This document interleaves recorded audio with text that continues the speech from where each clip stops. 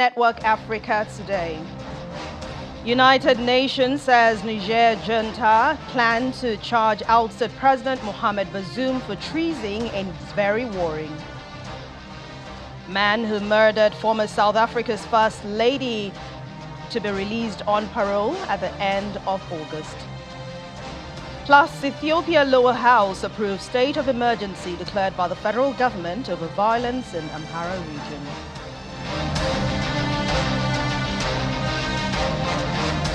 Hello and welcome to the program. I'm Anne Mwawadu. We begin with the United Nations concern over the out-treason charges the junta in Niger has announced against the ousted President Mohamed Bazoum. Well, according to the United Nations spokesperson, Stephane Dujarric, an attempt by Niger's junta to bring charges of high treason against democratically elected President Bazoum is very worrying. Mr. Dujarric also expressed concern over the state of being, the health and the safety of the president and his family. Very worrying declaration. We remain extremely concerned about the state of being, the health and safety of the president and his family. And again, we call for his immediate and unconditional release. And his reinstatement as head of state, of course. Well, on the political end, as you know, our special envoy, our special representative for West Africa, Mr. Shimao, was in Abuja. He continues to work very closely with ECOWAS and the AU. It's very important that the UN, the regional organizations, sub-regional organizations present a united front, which we would hope will move to the reversal of the situation. Well, also, the U.S. State Department says it is incredibly dismayed about the reports of a possible persecution against Niger's ousted president, Mohamed Bazoum. The military junta that seized power in Niger in a coup last month has said it will prosecute Bazoum for high treason over his exchanges with foreign heads of state and international organizations. The coup leaders have imprisoned Bazoum and dissolved the elected government, drawing condemnation from global powers and West Africa's regional bloc ECOWAS, which decided last week to assemble a standby military force that could intervene to reinstate Mr. Bazoum. We are incredibly dismayed by the reports that President Bazoum's unjust detention has gone an even step further, and now that the CNSP is threatening prosecution. This action is completely unwarranted and unjustified, and candidly, it will not contribute to a peaceful resolution of this crisis. It is a further affront, in our opinion, to democracy and justice and to the respect of the rule of law. Our ECOWAS has shown immense leadership throughout this crisis, and the United States has appreciated their work and leadership as well as the work and leadership of the African Union throughout this crisis. As you said, ECOWAS has been also very clear and very clear publicly that military intervention should be a last resort, something that we agree with, and we continue to be focused on finding a diplomatic solution and are in close contact with ECOWAS and their leadership on this. The former Minister of Foreign Affairs, Professor Bolaji Akinyemi, is advocating for an end to military and civilian coup in democratic governance across the West African sub-region. Professor Akinyemi explains that there is need to create a democratic charter where anti-democratic acts will be identified and appropriate sanctions meted upon military and civilian coup plotters. He also spoke on our political program, Politics Today.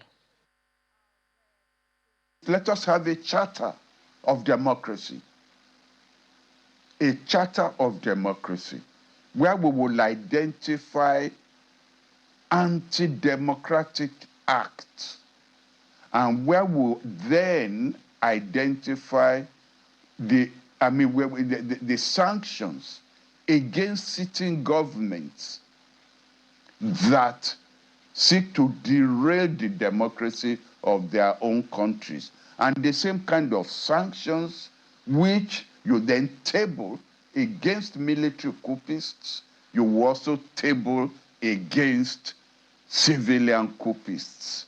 there's something that has now crept into the language of the political scientists, and that is civilian coups.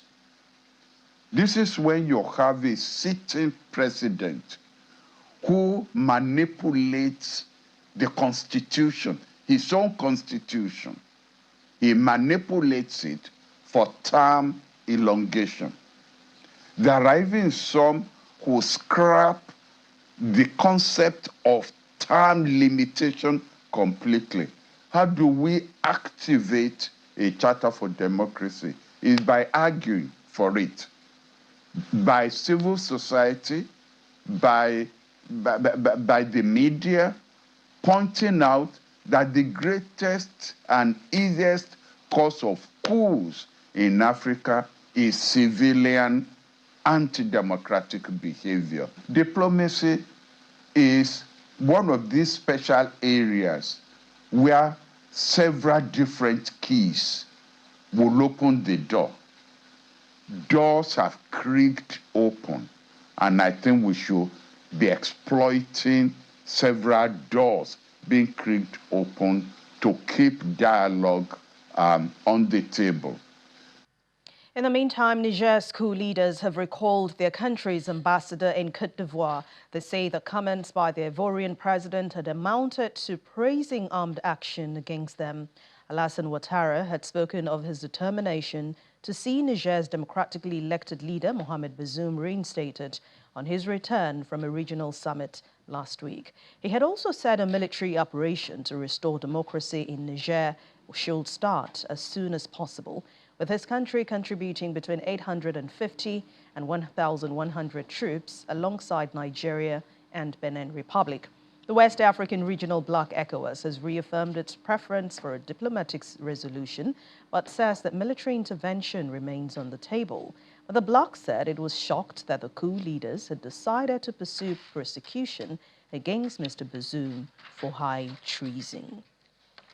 Well, while Nigeria, Benin and Côte d'Ivoire are supporting a military intervention in Niger, Ghana appears to be against it.